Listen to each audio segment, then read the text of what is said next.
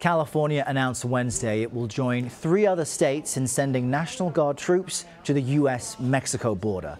Governor Jerry Brown agreed to deploy 400 troops in the coming days, but he said those troops will not enforce immigration laws or help build a border wall.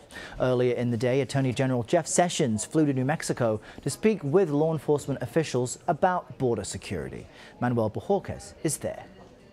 With President Trump, we have a new era of support for law enforcement like we haven't seen in many years. You might even say we've got a new sheriff in town.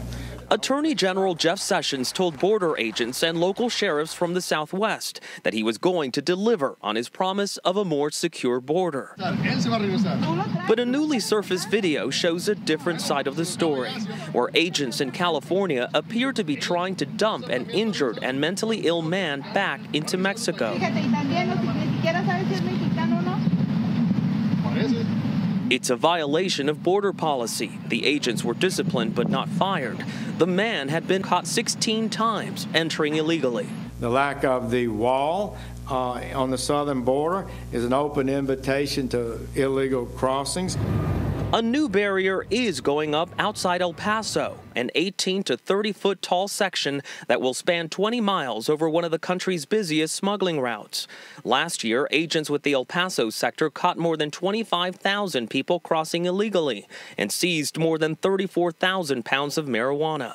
Aaron Hull is the sector's patrol chief. We know that it's going to serve as a significant deterrent for people trying to get through.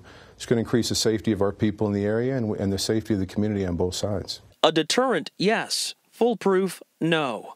These pictures show people climbing on top of each other to scale the 5-foot plate that's supposed to prevent that. Currently here, the only thing separating Mexico from the U.S. are these posts, which are designed to keep out vehicles, but not necessarily people. The new section will look more like this. The $75 million had already been earmarked for construction and are not part of the president's request for a full border wall. Errol? Manuel Bojorquez in New Mexico. Thank you. Joining me now is Damon Martinez. He is the former U.S. Attorney for New Mexico. He's also running for the Democratic nomination in New Mexico's 1st Congressional District. Thank you very much for your time, Damon. You briefly overlapped with Attorney General Sessions at the Justice Department.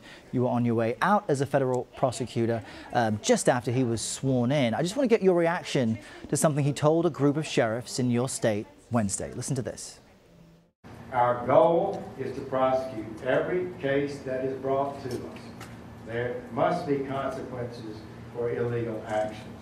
Our team in New Mexico, and I mean this sincerely, has already demonstrated its effectiveness over the last 2 years, with illegal entry prosecutions increasing 7-fold in just 1 year, and we'll have even bigger increases in 2018.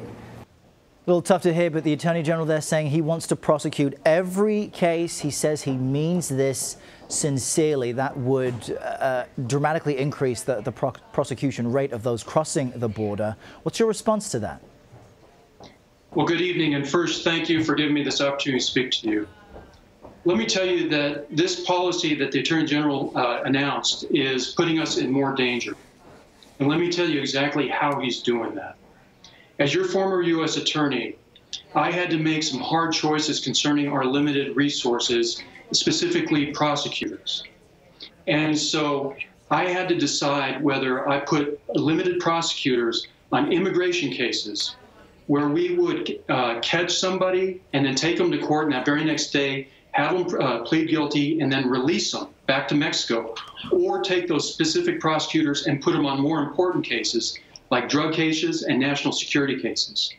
So by saying that we are going to prosecute everybody that's caught, whether it's for a misdemeanor or for a felony, someone who's just caught coming over for a job, and then catch them, prosecute them, and have them sent back to Mexico the next day, that's going to put us in more danger, and that's going to squander our limited resources.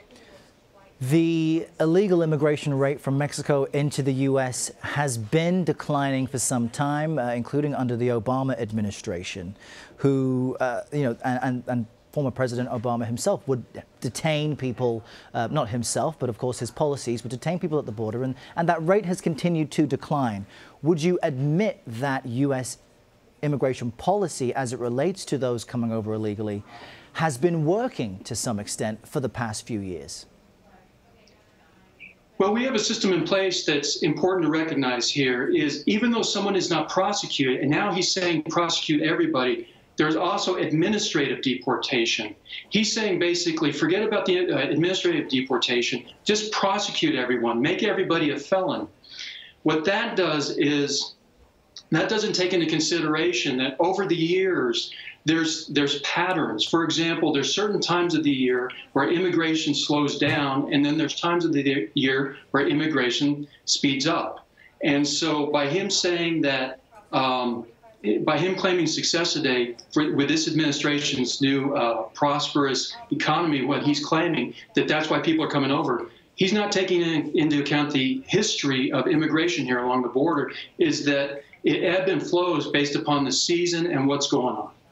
There seems to be, a sense of desperation on the part of some to do something different than has been done before. Some on the left have raised the idea of abolishing the U.S. Immigration and Customs Enforcement Agency, or ICE, which was established just 15 years ago. Is that the type of policy you would agree with, or are you looking for something that's more middle of the road with current enforcement mechanisms? Well, what you're talking about is the Department of Homeland Security, and this was an agency that ended up incorporating about 22 missions in my memory.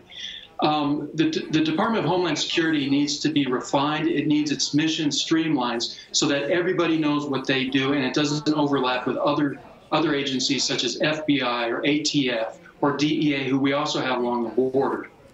What I'm advocating, what I believe is important, is that we have a comprehensive approach.